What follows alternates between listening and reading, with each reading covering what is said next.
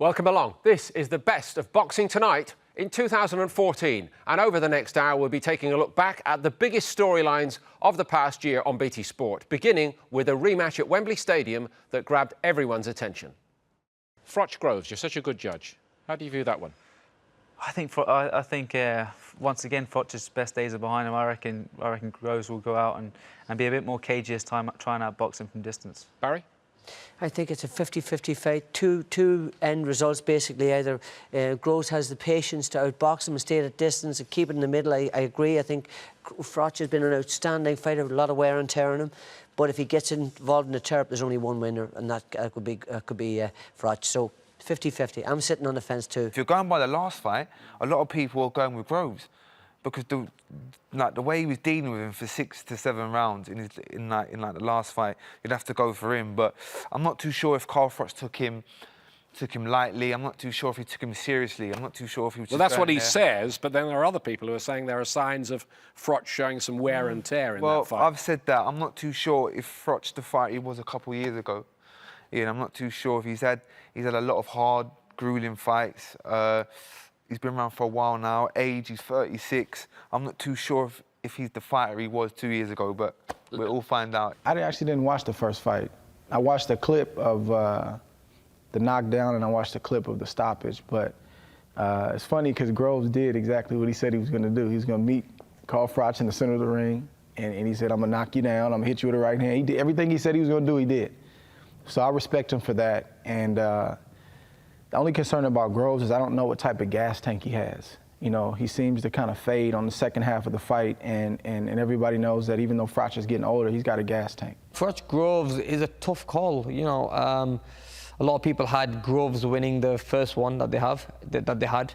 I think Froch was hurt earlier and didn't expect it in the first fight, and that's what gave Groves a lot of confidence, and he started working hard and kind of got on top on points. If I had to choose, I would say that Carl Froch won't be surprised by Groves now. I think he probably took him light, and I think it'll be a harder fight for Groves. But I think Groves is still going to be in the fight. It's hard to pick a winner. I guess if I had to, I'd say maybe Froch. So what Froch has got to do in this fight, in my opinion, we know Carl Froch throws a jab from his hip here. If you could just square it up there, Joe. Don't get ringing any bells, though, because this fella knocked me out last time. Yes, OK, so... we remember it. So what Froch has got to do is push Groves back, but he's got to do it with a very accurate jab. He can't afford for a slow jab. It's got to be a very quick jab to the target there and actually push him back. So if you go back, Joe, he's won with a jab, and then he's got to throw the right hand. So it's important the jab's fast and it's accurate. And at his age, does he still have that speed? Yes, he does still have the speed. I've been watching him spar. He's got a fast jab. What he can't afford to do, Paul, is throw the jab slow, because that then invites the right hand over the top. And that's George Groves' best shot, that fast right hand. Well, I'm thinking of George Groves. He needs to do what he did in the first fight. You know, he needs to use this, the way he do this, connect with his jab. Get the Joe, show me what he's got to do now. Get this jab. Obviously, I'm a southpaw, so I'm being the right-hander. I'm used to this right-handed. But get this jab over. Yeah. Use the feint, wait for Froch to come in and do it the same. When he drops that left hand, come over the top and get the combinations.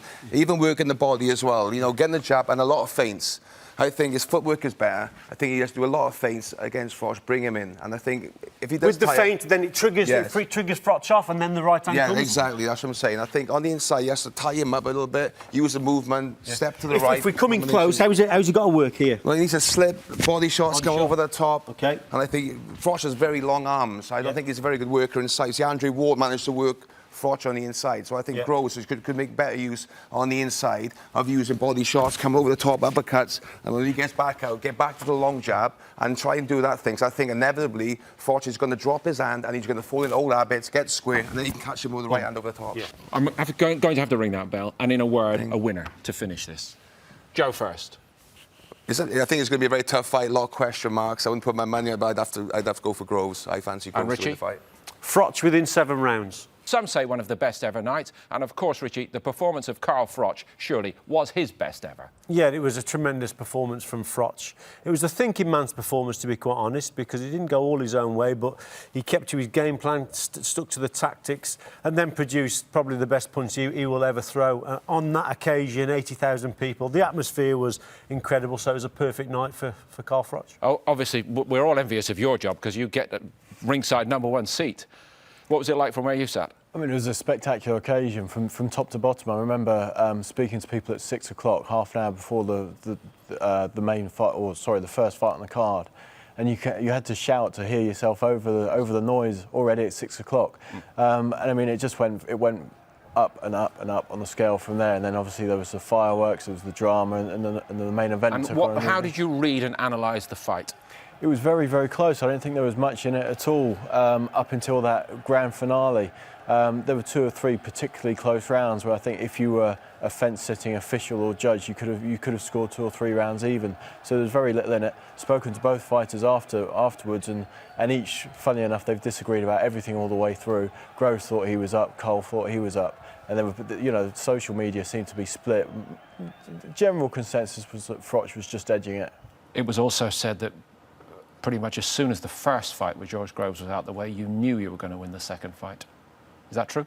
Yeah, I felt that we knew what we needed to do for the tactics for the second fight. I felt that we knew what they'd do and what George would do. He'd box and move, and we kind of felt that if Carl controlled the middle of the ring and cut across, then you have to engage, and you can't stay on the outside all night. And it played out that way, and it certainly wasn't one of those punches that just lands from nowhere. It was calculated, and it was constantly cutting them off and cornering the opponent and take the odd one, but then you're going to get into range and get your feet in there. And Carl practiced that for 12 weeks, and he practiced it with some very good boxers. He had tremendous sparring for the fight. Over and over again. Over and over again, and you have to do it. And at times he'd give me a nod and say, "You sure this is what they're going to do? You sure they're not going to, George Groves isn't going to come at me?" And you can never be sure in boxing, and one punch can change everything on both sides. But I felt, and me and Carl felt that if he controlled the centre of the ring and constantly made Groves move and work, that would be the successful ploy.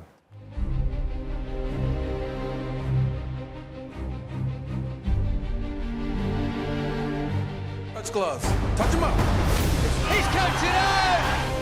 Oh, good shot. Now Chisora going to work again.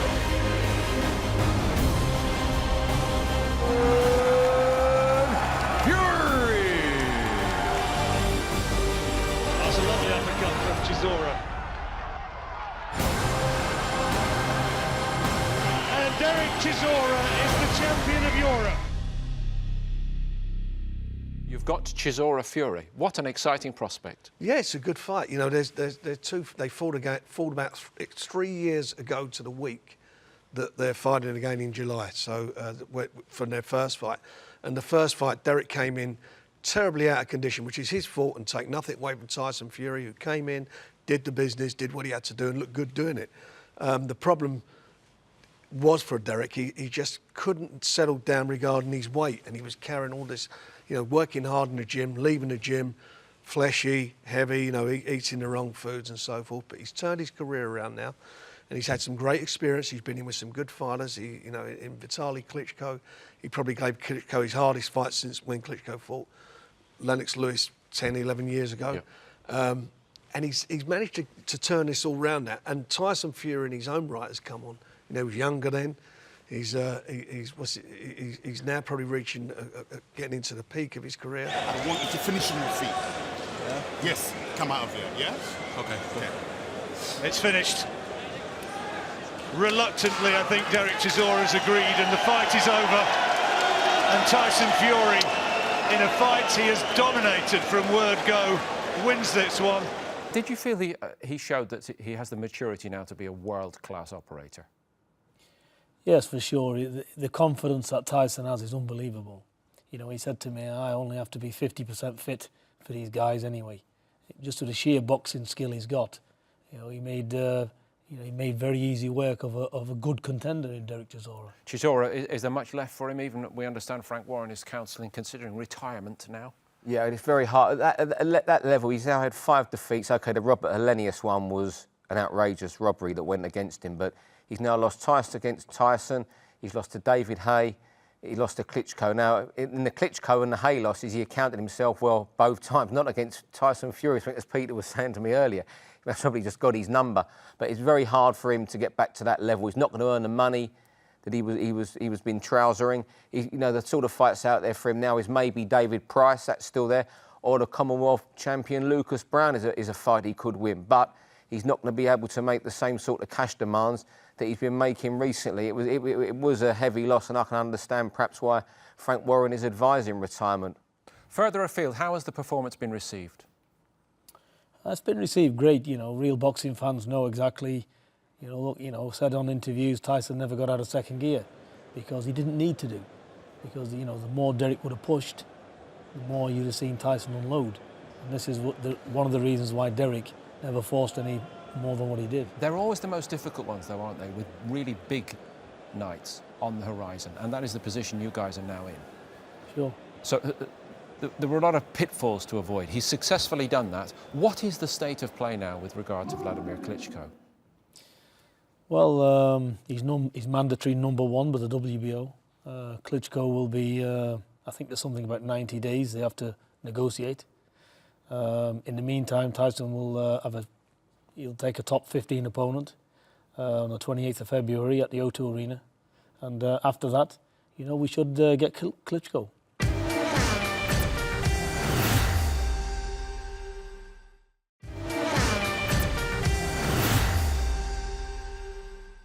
But maybe we'll just go straight to world, because right now there's only one person in the world, in my view, who could actually beat him, and that is Andre Ward. And that's only because he's a thinker, and he doesn't come forward when he wants to. Now, everybody else, super middleweight and middleweight, my son beats them.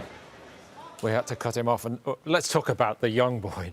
It's started by Don King, now we've got Eubank Sr. It's not your show anymore. It's Al Bernstein, Richie Woodall, and the next generation of talent. And what do we have in this young man? Yeah, he's very good, Paul. I like Eubank Jr. I think he's got a lot of power, a lot of speed, great right hand. I've actually seen him in some cracking spars with Carl Froch. And in this contest here, he just couldn't miss the target with the right hand. And he had good variation at the end there, put some combinations together, left uppercut coming through as well. So I think this fella's got a bit of talent. This is the right hand here, over the top. Super punch that is. And he's very, very quick with it, Paul. And he's got naturally fast reflexes. To be honest, the opponent wasn't much, but having said that, you know, he can only beat what's put in front of him, and he did a good job. That he did win with something in hand, clearly, but he was holding something back, and perhaps arising from these hard sparring sessions with Carl. Yeah, like I said, he's been sparring Carl Froch, and they are really hard spars, Paul. Now, he got a bit of an injury only probably a week or so ago in the spar with Froch. His left arm wasn't too good, but having said that, I've seen him take it as well as dish it out. So he's not a bully boy. He doesn't just dish it out. This fella can take it as well, because the spars with Froch are brutal. They're very, very hard indeed. And so, yeah, he's got some talent. Perhaps we should also remember that he's campaigned already in the United States, had a very successful spell as an amateur, again recalling the dad's early career. So there must have been a bit of planning in that, Al. And you've seen quite a lot of him yourself, haven't you? Yeah, Chris Eubank's an interesting case. You mentioned him going to America. He went to the Mayweather gym, where clearly there are lots of good fighters, and the influence of the Mayweather clan, who, whatever you want to say about them, they know boxing. And he knows Ronnie Davis, who of course trained his father, trains the young Eubank, and I think he's a very talented fighter. You've sparred with him, haven't you, James? Yeah, I have. It's pretty funny, actually. To be honest, I ain't got too many words for Chris Eubank Jr., to be honest. I sparred him, I was helping him out. The next day, he went on Twitter and said that he schooled Olympic gold medalist James DeGale. It's a publicity stunt, and it's all for him to build his profile. So what really happened? Basically, I got in there, moved him around, and was battering him, really. That's what I'm saying. But listen, anyone that goes on Twitter after a spar and says they schooled someone is rubbish. I will have the British title in my hands within the next 4 months. And let me point this out. Billy Joe Saunders has asked for the Thunder, and the Thunder is here. And he will strike not only with thunder, but lightning as well. There's a lot of bad blood between the two of them, and these things happen in sport between him and Chris Eubank Jr. if the business calls for it, we'll do it. But, you know, let's sit down in a week and we'll work it out. Can I just say one thing? It's not that I need him. Look what I've got. I'm British, Commonwealth, European now, WBO. I don't need him. But as people come out, work hard and pay ticket money, if they want me to knock him out in the ring, that's what I do. Billy Joe Saunders against Chris Eubank Jr. Every British fight fan wants to see that at middleweight. Is it on or is it off? What's the news? It's on. We've signed an agreement for it. It's on. And the fight will take place on the 29th. So all the British fans are going to get their wish. Now, tell us the exact situation here, because it got a bit confusing with Chris Eubank Jr. not turning up at the press conference saying he wanted to look at the contract. We've heard from you it's on. We've heard from Billy Joe Saunders it's on. What about the Eubank camp? We haven't heard from them yet, or we haven't. Maybe you have. Well, they signed an agreement, and the agreement's with us, and we're setting a press conference up, I hope, for sometime this week. Now, keen-eyed observers will have spotted by now that Mr. Eubank is not in attendance. He was invited on the show, and his no-show is not entirely unexpected, I have to say. Billy Joe, you've had to put up with some erratic behaviour from your opponent in the build-up to this fight, haven't you? Yeah, I think it's times like this you just got to show, you know, how professional you are. As I say, I'm here to do a job. Even the best has got to sell fights and give the public and, you know, and the press what they want to see.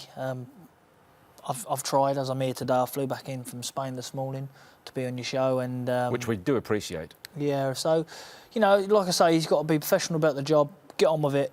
But, you know, I did have even though he didn't show today, I think some of my little boys for about a month now, so it was nice to see them for a few hours. Terrific. So it was nice. It's good. As we started the show today, we did point out that Chris Eubank Jr. was not available to appear alongside Billy Joe, as we had hoped. But I understand that he's actually called into BT Sport, and he's on the phone and wants to take part by phone. Chris, are you there? Hello there. I'm here. How are you going to beat Billy Joe Saunders in your own mind? With great ease. That's how I'm going to beat him. I've been training for 10 years, and nothing's going to stop me from taking those 3 belts home with me. Not only in the context of this show, you have been reluctant to appear in public. It's part of the business to sell a big fight like this. What part of that do you not get? The fight's already been sold. The arena's sold out, and they're actually having to put in extra seats for the fight. That's not your work. This young man has broken camp to come from Marbella. We know you have a reputation, and clearly you have a talent, but some would say you've got a great deal to learn about the business of boxing. What do you say to that? I respect the business of boxing so much, which is why I didn't come to the press conference, because Billy Joe Saunders is an unprofessional in the way that he's spoken about how he's going to proceed in the press conferences, the things he might do and say, and that brings a bad light on British boxing, and we need to stay away from things like that. After all the talk, the hard work, what does it mean to win? First of all, I just want to say thank you for everybody who come out here, because you're the ones who made the show tonight. Listen, fair play to Chris Eubank Jr. You know, he's better than what I thought. It was good work, Ray, but he was just a little bit too slow on the early rounds, and I knew his game plan was to push me on the last 6. So, you know, I think I was in front to maybe 6 and 7. Then he started taking over. Then I nicked a couple of maybe 9, maybe 11. But, you know, fair play to him. But, you know, I'm only 25. He's only 25. Next stop is a WBO world title, but I think I've got a little bit more learning to do yet, and I'm ready for the world title. Chris, it was a split decision. How close did you think the fight was? How did you think it'd go? It was close.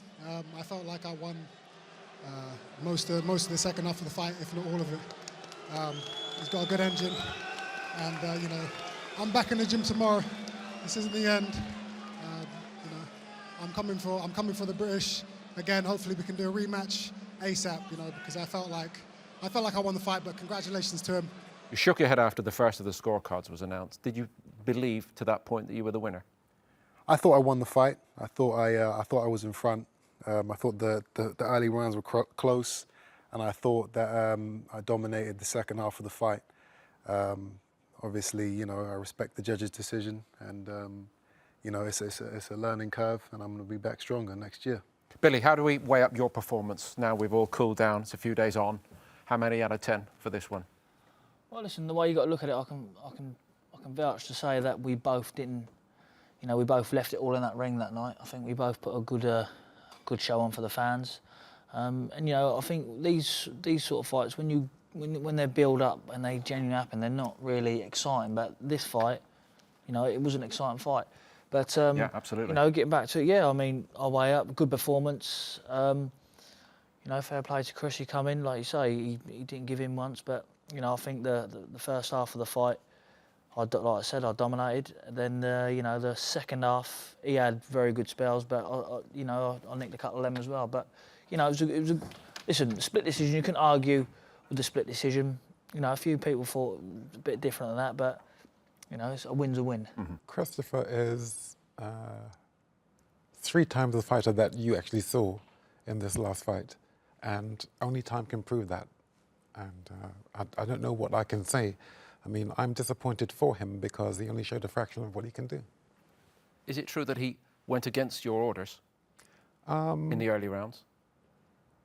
You know, there is a principle in boxing, and the principle is that the most important punch in boxing is the jab. And Billy used it, and my son didn't. And it's as simple as that. This is a rivalry, as you alluded to, that I think the British public are going to fall in love with. And I have to say, it's Kevin Finnegan, Kevin Finnegan against Alan Minter, to me, who fought 3 times for this British middleweight title. That kind of rivalry can build. Is that how you see it? I do. You know, the public is split. You know, obviously he got the decision, and congratulations to him. But you know, a lot of the public feel that it wasn't the right decision. So, you know, we have to give him a rematch because you can't go through a career with ifs and buts. There has to be a clear-cut winner. You have the titles. The last word goes to you. Well, I have the titles, yeah. But, you know, I haven't heard many people say, probably, you know, I've heard his dad and him say he thought he won it there. But, you know, I think even his brother said on the night, you know, the best man won. And, you know, but as far as rematch concerned, there's not a problem with me having no rematch. But at the minute, I've got to fulfil my dream, and that's become world champion. But, you know, it can only get bigger, the fight. You know, I'm not one of these people, once you've been beat, I'm a fighting man, I'll fight anybody.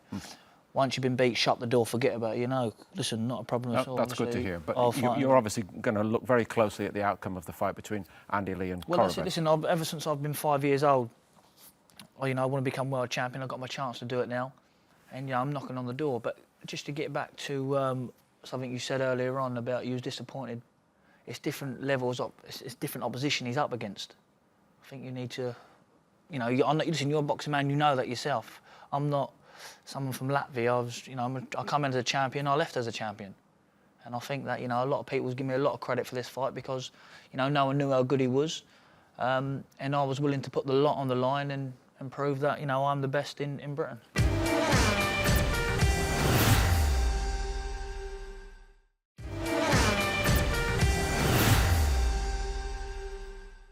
We welcome Amir Khan back to BT Sport. We're delighted also that his trainer Virgil Hunter, also the man behind Andre Ward, can be with us on the show. So welcome, gentlemen, both of you. Great of you to be able to join us. Thank you very much indeed. And we'll get to the action in a moment or two. But first, Amir, give us a little taster. What's been happening with you since you last came on the show here at BT Sport, a couple of months ago? Yeah, you know, we were looking at the Floyd Mayweather fight, which didn't materialise. I mean, this contract was signed back in December by my team. We did send the contract back to Floyd and we got nothing back, and then we find out he's fighting Maidana. So we just have to go back to the drawing board. But in the meantime, you know, I did get a lot of training in with Virgil, spent good time in training camp working on mistakes that I've been working to improve them. And you know, now we're going to be looking at a new opponent, and there's a few names we're looking at. So we're going to announce something in the next couple of weeks. Now, what has the new trainer got to say about the new pupil here? Well, how are you enjoying it? Listen, who wouldn't want to have Amir Khan in their fold and have the challenge of helping him tap and fulfill his potential, which is enormous. And I'm excited about it, and that's the goal, to fulfill his potential and see him reach the top, because I believe he can do it, and with his ability, it shouldn't be no reason why he can't. Are you trying to make him unlearn habits that he has picked up along the way? Well, I think with a fighter like Amir, who has his own instincts over the years of fighting and this blessed ability that he has, I don't think that I'm interested in changing him. I think through repetition that it emerged right into who he is. And I can see indications of that now much more clearly than early on, because now we've reached a point that we can see where it's locked in now. I keep training hard. Every morning I wake up, I know that I want that big fight against Floyd Mayweather. I never want to walk away from this career thinking I never fought the best, because I'll always be thinking, like, if I fought Floyd, what would have happened? Or this could have happened, that could have happened. So I need to put it in action. I need to fight him to know what's going to happen. Khan has big aspirations, a big heart and a big following. Against Calzaghe, we will see just how much of a big deal the fight business really is to him. I have to win this fight, not only just win it, but win it in a good style. My own personal goal is to have the top 2 boxers in the world. Khan has to win, and Khan has to look good. 100% focus is on Luis Calzaghe, and I'm going to put on a good clinical performance against him. Richie, is that the win that changes everything for Amir Khan? It could well be. It was a terrific display, considering he's been out for over 12 months. His movement and speed was the key to it. He was in boxing against a fellow who was a fully fledged welterweight, you know, a strong kid, dangerous right towards the end. But Amir there, I thought, boxed superbly well, got his tactics spot on against a tricky southpaw, and he put him down 3 times, so he displayed some good power as well. I think all round it was a good performance. You looked fantastic against Luis Calzaghe. We saw your boxing brain that Virgil's been talking about for 18 months. Talk to us about how pleased you were with that performance and why you were pleased with it. I mean, it was a very good performance because, you know, we did what we had to do. I mean, what Virgil told me to stick to the instructions, I followed them. I mean, at times, you know, in the previous fights, I've gone off the rails, and when I get hit with a shot, I go wild. But this time I didn't. I mean, Virgil told me, you know, in a way, he drilled it in me that, look, Amir, this is what you have to do. If you follow the instructions, it's going to be an easy fight. I mean, Calzaghe was a fighter who just kept coming forward. I was catching him with so many shots. He had his hands down at one stage saying, come fight me. He wanted me to fight his game, but I didn't do that. I just stuck to the game plan. And let's say congratulations to Amir Khan. On the same night, he won in Las Vegas against Devon Alexander. What a terrific display. Looked a really fully fledged welterweight. He's grown into that. You know, usually it takes about 18 months to grow into a weight, and he's done brilliant. And fair play to Virgil Hunter, who's coming for a lot of stick, who's had a terrible year, Virgil. He's lost Abner Mares. You know, Andre Ward hasn't fought. He had the guy that lost to James DeGale. He's got it right with Amir, and Amir's focus was brilliant. But you know what? He's gone back to his boxing, Amir. What he was doing early in his career with Oliver Harrison, that's what he's gone back to doing, and it's paying dividends. He was doing, if you go back to Amir's first 10, 14, 30 with Oliver, a lot of that was just on his toes, in and out, scoring, winning on speed. Not quite the sensation in the end for Maidana, but he's in a fantastic run of form at the moment, isn't he, Barry? And did you feel he did enough to ask questions of Mayweather that we've never seen before? I think so, because bear in mind that Mayweather's 37 years old now. He does not like pressure. The way to beat Mayweather is dead simple. You walk him down in relentless pressure. You throw punches everywhere, up and down. You hit him on the shoulder, you hit him on the arm, you hit him on the back of the head. You never leave him alone. The way to, I mean, if we look at, over the years, we look at Jose Luis Castillo many years ago, fought him exactly the same way, pushed him right to the wire on 2 occasions. Then Miguel Cotto, more recently, same thing, under pressure, non-stop, put him under pressure, hurt him, make him fight on the inside. And that's what Maidana done. And he had him in trouble a number of times where he just backed him. Don't know that he had him in trouble, but he made it very uncomfortable for him. What turned the tide for Mayweather? Maybe you want to just, between the two of you, what better technicians? We couldn't find anybody better than you two guys to show us how Mayweather worked out the job under the pressure and turned the tide. He turned the tide from about round 6 or 7. What he did then, he got off the ropes and he started to hold centre of the ring a lot more. So if we're here now, I'm Mayweather. What he actually did, he was inviting this jab. The jab's coming out, then he was laying back, and then a fast right-hand counter. Then he was following up with the left hook. But what he also did then, maintain the gap and actually pushed Maidana back with long, straight punches. That was the turning point when he got off those ropes. For almost 50 years, the record set by Rocky Marciano looked unsurpassable. The world heavyweight champion retired undefeated with 49 straight wins. Of all the greats in the decades since, only one man Our own Joe Calzaghe even came close to emulating him. He finally retired, also undefeated, on 46-0. But his mark was equalled in May of this year by Floyd Mayweather. And although the public may never love him, the record books cannot ignore him.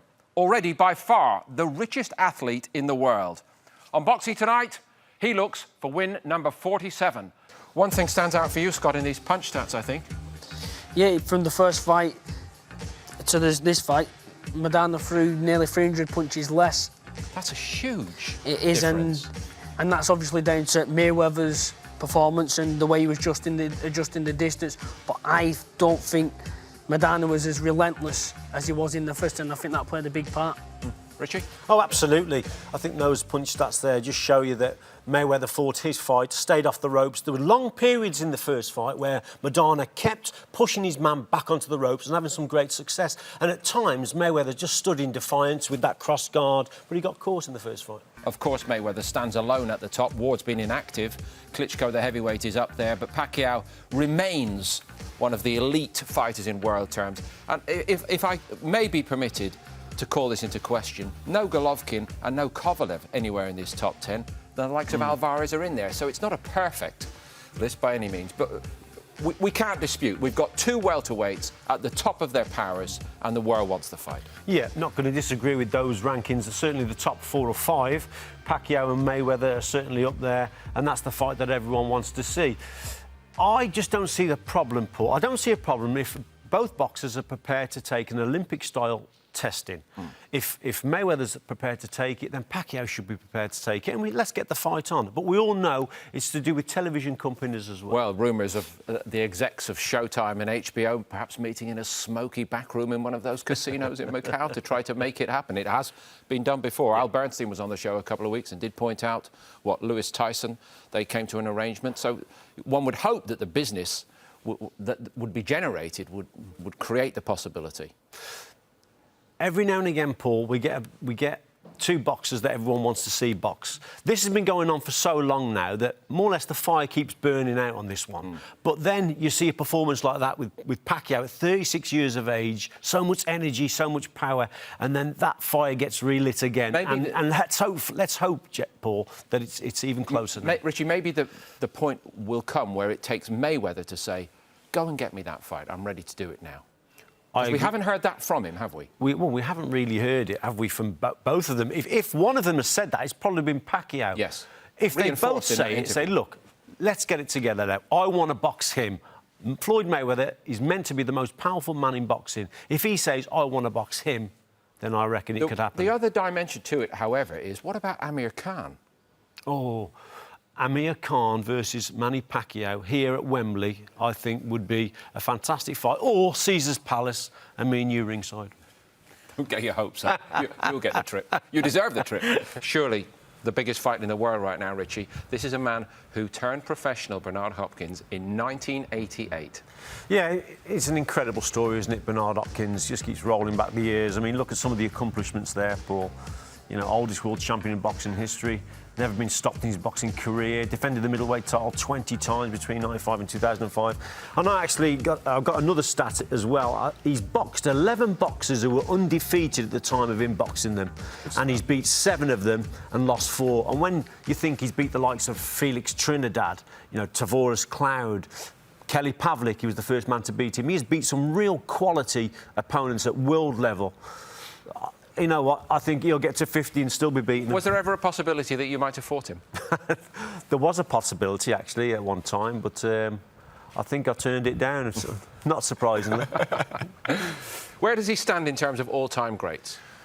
Bernard Hopkins, I believe he's right up there. I think you've got guys like Manny Pacquiao, Floyd Mayweather, Bernard Hopkins, which are at the very, very top of current active fighters. For me, the one guy who has had the most accomplishments, the most impressive resume, is Bernard Hopkins. What he's done and what he keeps on doing for such a long period of time is absolutely legendary. I'm not convinced that you can say that just yet about Pacquiao and Mayweather. Bernard Hopkins, seen off comprehensively by Sergei Kovalev, who is the new force at light heavyweight. Joe, he may have had the game plan, but did Hopkins have the ability to deliver it at 50 nearly?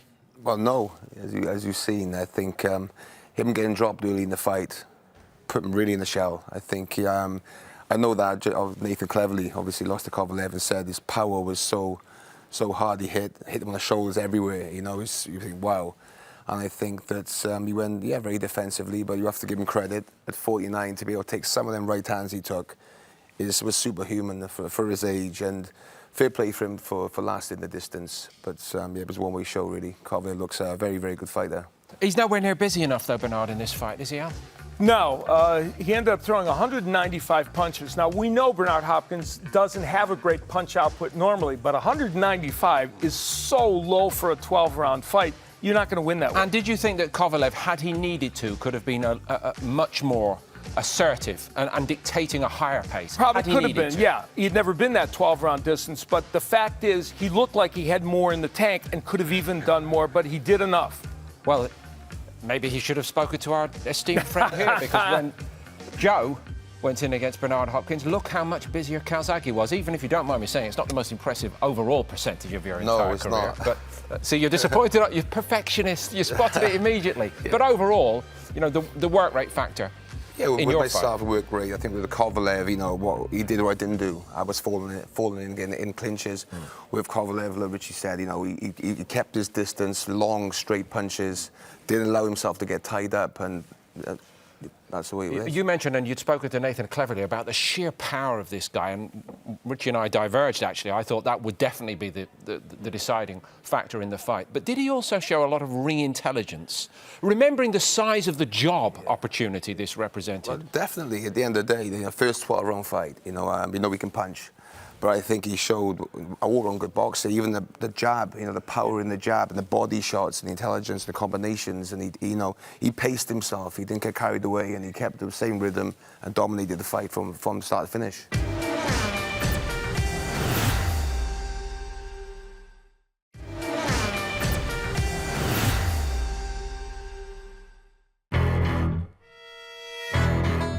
From Belfast, Northern Ireland, the undefeated Carl the Jackal Frampton.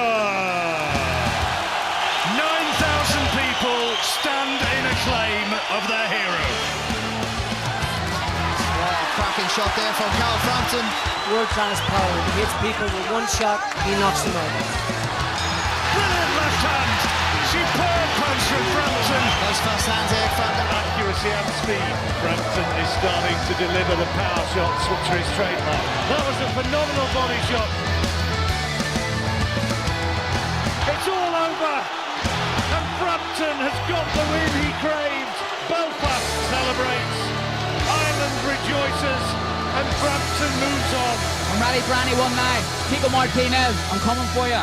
I'm the hardest punching super bantamweight in the world.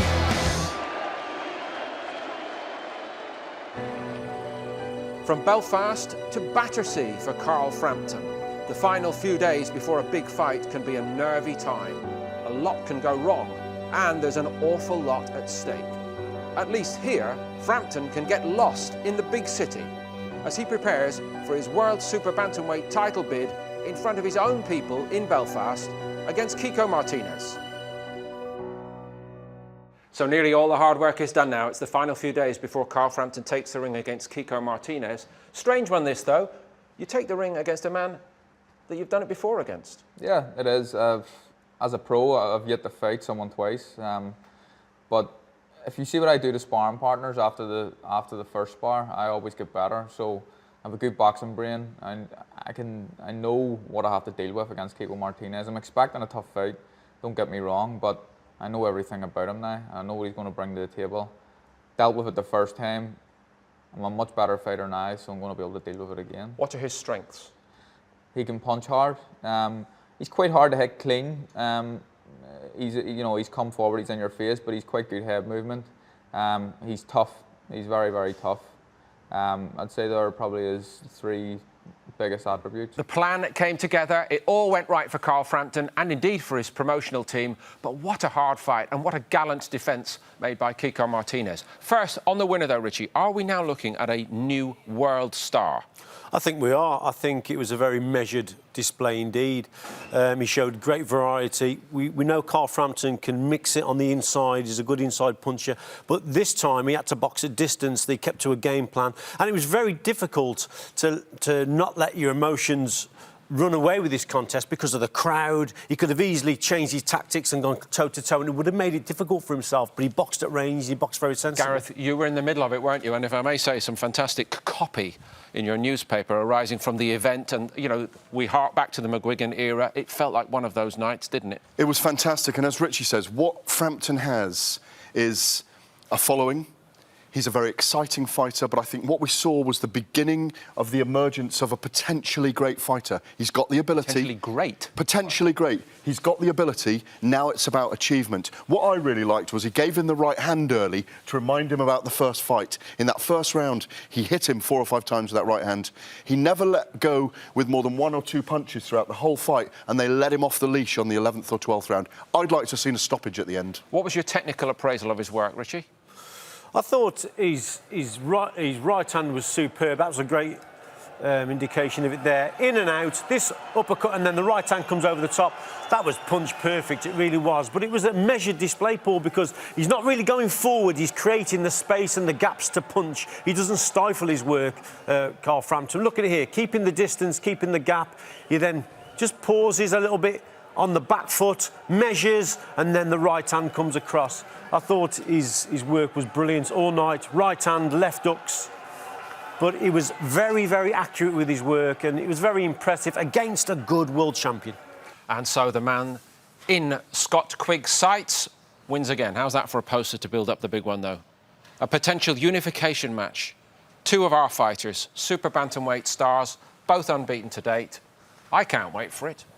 Do you want it as badly as Carl says he wants it? Definitely. I think that fight has to be made. We both want it, and I think it's about just getting sat down all together and getting that fight made, and it will be a British all-time classic. You know, Scott's a very good fighter. I think he's a fantastic fighter. He's there, and it's a brilliant matchup. I think Carl's a ticket draw. But, you know, as Richie said, maybe they'll come out of the woodworks whenever a fight, and they'll get behind their own. And the thing is it brings in a different audience. These sort of matchups, you know, Groves versus Froch, it brings in that they're not boxing fans. They're just armchair fans. So you know, it will create some serious interest, and I think it's a fight that's got to be made. You know, we've got our mandatory challenger to deal with first. I think if we can get him to step aside, why not get it made now? Are Cyclone Promotions speaking directly to Scott's promoter, Eddie Hearn? That's going to happen this week. Really? Yeah. Yes? Yes. And are you going to be telling them from your side what you want? Or are you going to be waiting to be told by the promoter? There's a deal or no deal? Everybody knows what we want. You know, the fight. I want that fight. 50-50 split. Don't matter where it is. Wherever it takes place, it's a ring. And I'm confident I get in the ring with Carl Frampton. I beat him. As ever, an Olympic gold medal at super heavyweight creates so much expectation, but so much can go wrong. Our man, Mike Carter, spent a day with Anthony Joshua as he sets his sights on getting to the very top in the pro game and staying there.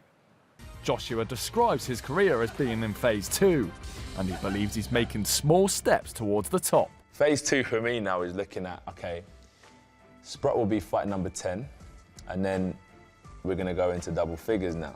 And as you said, I look at stuff like Lennox was world champion at 23 fights, so I'm not far away from those numbers myself. So I look at that and I think to myself, this is the direction I'm going in. So I don't wait till I'm world champion or got a shot at the championship belt to step my game up.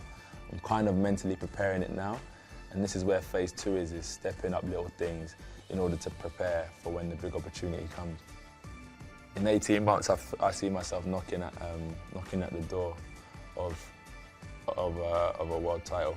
But first and foremost, I hope to pick up a couple prestigious belts along the way, like the British and European, Commonwealth belt. But I do potentially see myself knocking at the door of a world title, hopefully. He's humble, he hits hard, and he's a great role model. Anthony Joshua is certainly one of Britain's most exciting prospects, and it may not be long before he rocks the world. He's following in very distinguished, illustrious footsteps. Lennox Lewis, not in order actually. Lennox went European and then tidied up British and Commonwealth titles, but Lennox collected the 3 belts on the way through. All these years later, would that still be the path that Joshua should tread?